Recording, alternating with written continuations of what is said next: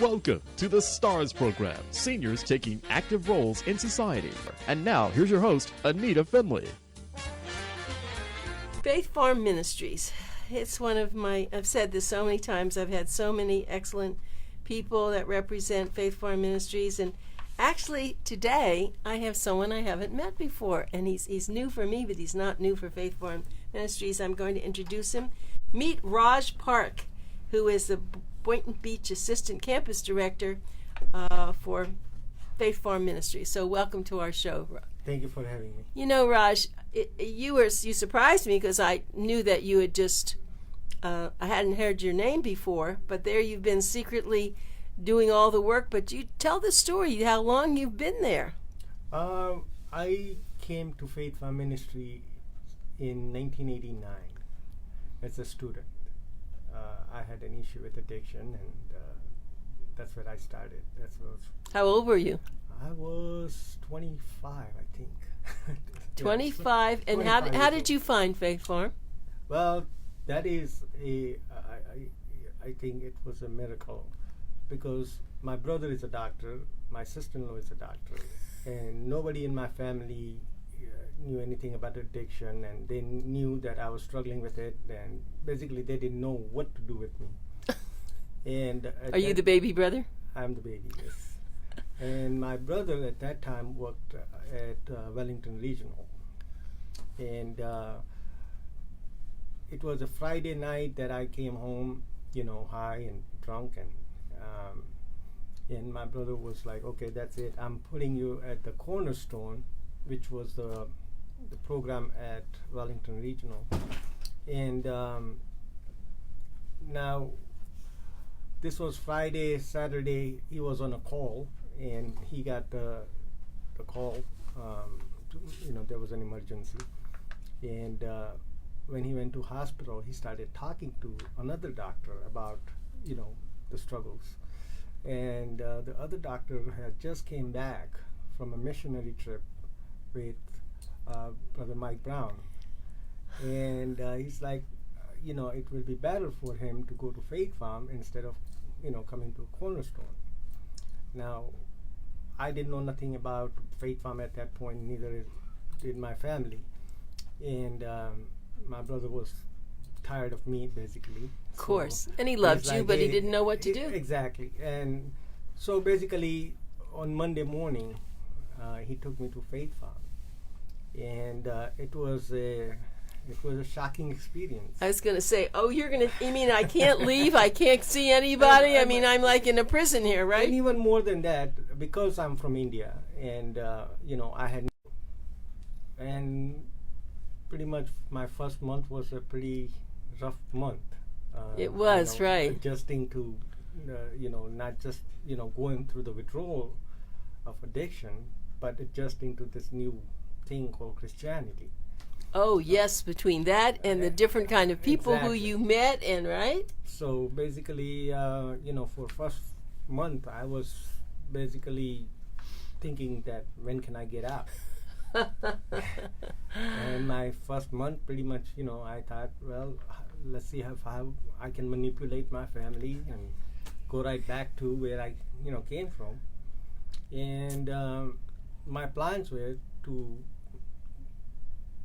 not go back to Faith Farm after my first pass, which is they give you after 30 days, you get an 8-hour pass where you can go and visit your family. And I'm like, once I go home, I'm not going back. And my brother came and he picked me up and we went to the hospital. He said I had to stop at the hospital, and I thought he's a doctor. Come to find out, my father was in the hospital, and they were talking about amputating his leg because they had found out he was diabetic. He had a infection on his legs, and in my mind, as a true addict, I said, well, this is my perfect excuse not to go back. So I was trying to convince my dad, hey, I'm not going to go back. I'm going to be here, take care of you, da-da-da-da-da. Makes sense. And my father is like, no, I have your brother over here. You better go back and take care of your problem. So basically, I ended up back. You did it because you loved your father, and right. he had enough problems. He didn't need to have more, right? You think, well, I'll go for another month. Exactly. So Now I knew that he was going. I went on a pass on a Saturday, and I know they were going to amputate his leg on Monday. And I didn't know what to do. I mean, my mother passed away when I was 4 years old, so my father never remarried, and for me, he was my mom and dad, and and I was powerless. I didn't know what I could do for him. Your heart was broken, and here you have your brother so trying to help you, and right. And I was at the edge of the bed, when I got back, and the guy who slept next to my bunk, he asked me, "How was your pass?" And I explained to him what was going on, and he said, "Okay, let's pray." And I was like, "What?" He says, "Let's pray." I said, "To be honest with you, I don't know how to pray." So he says, "Okay, I'll pray for your dad, and you just agree with me." This And is I a said, great "Okay." story, Raj. I said, "Okay." And he went on and on for 30 minutes. And I'm just looking at him because I'm not understanding a word, he's saying, except that he's praying for my dad. And he asked Pastor, at that time, Brother Mike Brown was my pastor. And he asked me, he says, tomorrow in the church, ask Pastor to pray for your father. And I said, "Okay, what have I lose?" I had nothing to lose. I'm like, "Okay, I'll ask him." So the next day I asked him to pray for my dad. Wednesday my brother came to see me. And, my first question to him was, how did the surgery go? And he said some doctors came from Miami and da-da-da-da-da, and we didn't have to do the surgery. I have goosebumps. Oh, my heavens. And at that point, I said, there must be something to this prayer, right? Exactly. He was trying to explain me this medical mumbo-jumbo that I couldn't, understand. And the only thing that at that point I was feeling was it was the power of prayer. And from that day till today, I haven't turned back. So Okay, but there are a lot of things from that time. So you decided, all right, you'll try it, right? I tried, yes. At that time, I got curious about this God we call Jesus. I started paying attention to the Bible. I started, paying attention in church, and started learning more and more about who God is. Wow, And, this is a beautiful story. I've interviewed so many people. I've never interviewed anyone like you with Faith Farm. This is pretty interesting, Raj. Thank you. So that is what changed my life basically, and changed it in a way that I had never thought about or planned. But I guess God picked me. Did your father know that there were prayers for him? And your brother? Did this all? Believe it or not, my father passed away in '94, and right before he passed, he did ask me for a Bible in our language because my father didn't speak any English. So, and there was one and we got it for him. So I'm hoping, that oh my heavens! he Now gave that's his- that was beautiful. So Right. he got a chance to read some of it before he passed away. Right. So Now, how's your brother doing? Did he? my brother is, he doesn't understand, but he is happy. Yes. That that I have changed. Yes. He doesn't have to worry about it. That's Yes. the most important thing. That's right. It's been a long time now. Yeah, it's been 30 years. Okay, so this all happened, and you wound up as the student, and you stayed. That was 9 months at that time, or 10 months, whatever it was. At that time, the program was for 6.5 Oh, months. right. And I graduated, and people thought, and I thought that I was gonna, move on with my life, but I guess God had a different plan. So I stayed there for another 3 years. I left in 1994. And what did you do when you stayed there? I was running. They used to call it Alpha, which is Phase 4 now, and that's what I ran with Bob Basha and John Glenn and Stu Lane, and there were some great guys there. And Thinking about this, Sounds to me like you're unique, and that's why you were one of their treasures, I think, because I don't think they had people who gave up on God, but not anyone who didn't even know about him. Yeah, I mean, in all honesty, Faith Farm saved my life. Yes. And, I will never forget. Of course not. Today, even as an assistant director of the Boynton Beach campus, my primary goal is serving. Yes.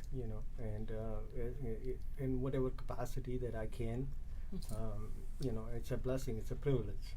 It sounds to me as though you have really, what's the word? You have created something new for them that they never really thought that could happen. So Pastor Brown must really hold you in great esteem, because he has been a great blessing to me. He basically groomed me. Sounds like it. To have this relationship, before as a pastor, now as a CEO, like I said, it's been a blessing and a privilege to work under somebody who is, like a father, my spiritual father. Are there any other people who've come there who are Indian over the years? I have not. I have seen Indians from the islands, like Trinidad and Guyana. But from India. But from India, I haven't met anybody Is yet. that right? And it's been so long time. Yeah, I haven't met anybody yet. But, one thing about the addiction is it doesn't discriminate. No. So, if anybody out there listening that's right. If anyone out there is Indian, Raj is really the guy that you want to talk to, even if you don't think you want to go there. Just give him a call over at Faith Farm Ministries, and you're on the Boynton Beach campus, as you say. You're the assistant director there. Well, let's just tell me what you do now there in that capacity. Well, as an assistant director, it's pretty much I'm a mother and a father. Okay. And basically, I do from teaching the classes to the run the store, to the run the dock, to the run the trucks. Basically, all the responsibilities that it takes to run the whole operation. Troy and I are both. I love Troy. We both work together. Troy is the director of the farm, and we are a very good team. And he also has been a great blessing to me. So we work together and divide the work, and it is a big operation. So and I'm sure there are so many people who did as you. They came and they thought, okay, 30 days, I'm out of here. Exactly. Do you get a chance to talk to them? Is that important for you and them? I try my very, very best to talk to the students, because the beginning, it doesn't matter even if I was, brought up in a Christian family. When you are coming off the drugs or alcohol or both, you are going through a lot, and because just the withdrawal part of it is hard, and then leaving the family behind, your wife, your mother, your girlfriends. So it's very hard. The first month, if you can make it to that first month, things get a little easier. I'm not saying but and most of the time, those are the students I get a chance to talk to that who are thinking about packing their bags and leave. Some we are able to salvage, some we can't. It's very unfortunate because they are already there, but sometimes the cravings are so strong, and the drugs have changed. In my days, it's alcohol. It was alcohol and a powder cocaine. Now they have opiates, and fentanyl. And they're so powerful, aren't they? They are so powerful, and it's physical. It's a physical dependency. Where cocaine was a psychological, where alcohol and heroin, they are physical. So they are not just going through the emotional and psychological. They are also going through the physical part of it. So it makes it very hard. let me just tell everybody, if you'd like to know more, you can go to faithfarm.org, look at their website. They do have 3 campuses. One is in Boynton Beach, where Raj is. They have one in Okeechobee and then one in Fort Lauderdale. I don't think it much matters, depending, I guess, on your own location. Maybe you want to be closer to where your family is, but it's all the same teaching. Mm-hmm. And it is, I hate to use the word miracles because that's, it's used too often. It is a miracle.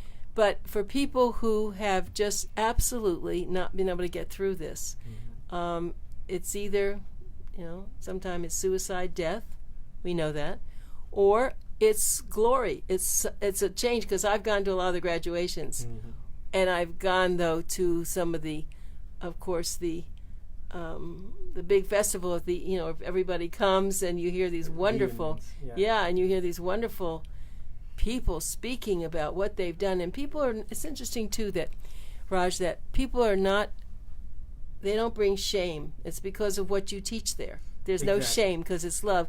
And they can just talk about anything, no matter how hard it is, and they just talk about it, just like you're talking today. Right. And that's the key. When you feel that you're not being judged, when people are not judgmental and discarding you or neglect you or something like that, it helps. Because you are around people who understands addiction, people who understands recovery, people who understands relapse. Because relapse is also a part of recovery.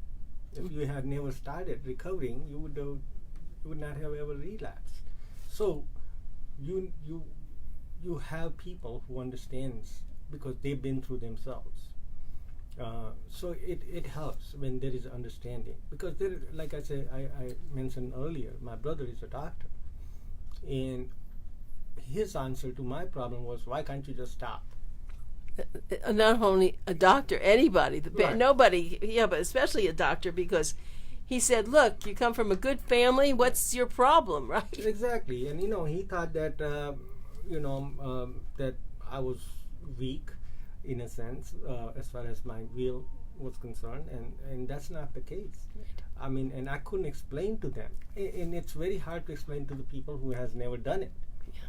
I mean, you can read books about it, but if you've never been there, you have no idea, and basically the hell you go through. Every day it's a torture, waking up and not having any goals, any purpose, any self-identity, or any of it. We have a lot of people watching this. They're I'm glad. Yeah, they're going in, right? It's like, Welcome. Johnny Sanchez, thank you for everything you've done for me and your Faith Farm program. I am truly blessed because of you and your staff. You know who that is? Thank you so much. Yeah, right. Appreciate I have other people too calling that. That's great. Well, I want to, let's see, there are more. Carol Mahoney is watching, and she says, hi, amazing show. And I'm glad. yeah. So, but let's just go back to this now. Your brother, he must be thrilled because you're a different person Yes. for him. Yes, most definitely. And he still lives here, still works at Wellington. And he still Did he go back to India? No. Oh. He's in Jupiter. Oh, okay. So he's at the Jupiter Yeah. Hospital. Yeah, he got his own practice actually, because he's a radiologist. I see. Okay. So he has his own practice now. But you live on campus, you said, but Yes. you are free to come and go on the Yes. weekend, right? I mean, I can it's a come job and go as now that you it's have. a job, yeah. but you are there as, and that's what they do, though. A lot of people who work there do live there, don't they? Yes, ma'am. I think, because you never know. I was just going to say, it's 7 never days know. a week for the students, and Yeah. all of a sudden they may And just, that's what makes it a ministry. It's not 9 to 5. No. It's 24/7, right. because there is always, the students are struggling and they want to talk after hours, and we have to be available. And how is it going for the women? Now you have a lot of women. What, 35 or a lot of I women? think the capacity is 23, Oh, and I don't know how many are there right now. But the women's program is doing good. and hopefully, with time we might grow. Right. So, Well, the question that always came up about the women is because they have children, and it's very hard for them to leave the children, even though the men are fathers, but it's not the same. The mother takes care of the children. Women's program is always harder because the makeup of their personality, they are much more emotional. So it takes them a little longer to heal. And unfortunately, if man runs out of money, he runs out of money. The resource is gone to support his addiction. Women can go for a long time. So that keeps them in addiction way longer. That's right. They do a lot to be able to pay for it. Yes, I know. That's very so sad. That's the sad part about it. And they've been used and abused and in all different ways. Yes, and you talk about self-esteem. That must be really difficult to come back. And so they need lots of love and tender care. A lot of understanding. Yeah, very much so. So, Raj, you may not know this. I've said this before, but I had a wonderful piano that was my mother's, and I adored my mother, and donated it to your chapel. That's where it is now. Oh, yeah. And it has my mother's name on it, because it makes me so happy to think that it's somewhere where I know people are going to enjoy it. Yeah. I know that. And yes, we do. And thank you for your donation. Oh, no, well, I always get everybody to donate. When they say, I'm going to donate this to so-and-so, no, you got to do this to Faith Farm. And we've also talked about, and I'm going to do it now too, if you need an organization or want an organization to leave in your will, or you want to just donate, people who go to the thrift shop, that's not how they can support. The only way they support by buying or selling, they need donations. And $1, $10, $1 million, it will be so valued. It'll help people, and you can see where the money's going as compared to a lot of other places, right? Amen. You see your money at work, basically. Either you donate a furniture or donate the money, or however you want to participate. Let's donate money. Yeah. I guess it's you have 27 trucks. You have a lot of trucks. We have a lot of trucks, and especially with all three farms. At the Boynton Beach, we have like around probably 15 to 17. And then other two farms. So and to maintain everything and to keep it going, it requires a lot of resource. And it's only possible for those people who has donated so far and will donate, because we cannot do it without a donation. No, we don't get any government help. And to provide three meals a day for almost 400 students between three farms. That's a lot of, and the beds and the electricity. Of course, think about that. And they don't have to struggle. That's one thing on their mind. Just get provided. Well. You don't have to worry about how you're going to pay for your room or your board, and just be try to get what the program is, and you will then come out sterling. Yeah, and I was just talking to a student this morning, and prior to coming to us, he said he was in a secular program. And he paid $90,000. $90,000. I mean, obviously probably insurance that paid for it, but it's $90,000, and we providing this for free. But it didn't work. That's why he's here. That's why he's at Faith Farm. He's at Faith Farm, and so and it requires a longer time. I mean, these programs are maybe 30 days, 60 days. Some of us need way more time than that. And we provide, our program is 10.5 months, and then if you want to, we have advanced students who go to college, get some college credit. College credits. So, there is a lot of benefits. It's not that we just take the students and that's it. Yep, I know. So it's a blessing, like I said earlier. So when you graduated, did your brother come? Was your father still alive? Well, my brother did come, and I bet he was amazed at what he heard. It is kind of a sore subject, but I'm going to share it with you. Go ahead.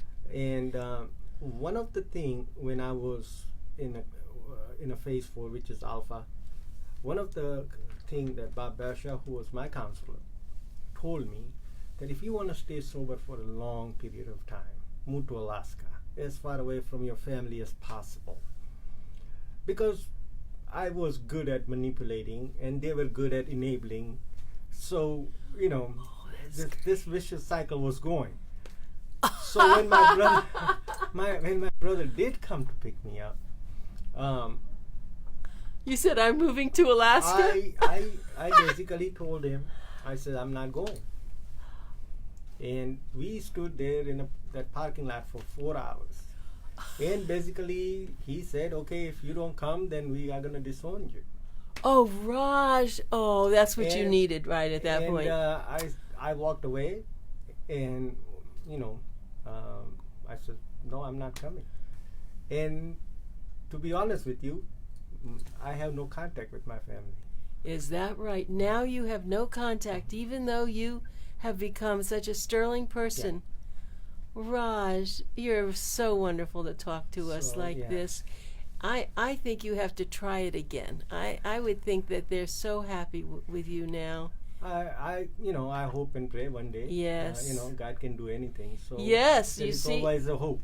Oh, And I haven't given up on that. Raj, this has been, I have goosebumps. This has been one of the best interviews I've ever done with Faith Farm. Thank you so Thank much, you and so I much. look forward to seeing you again. Same here. Thank you so much for having It's me. my pleasure. Remember, bless you. faithfarm.org, people.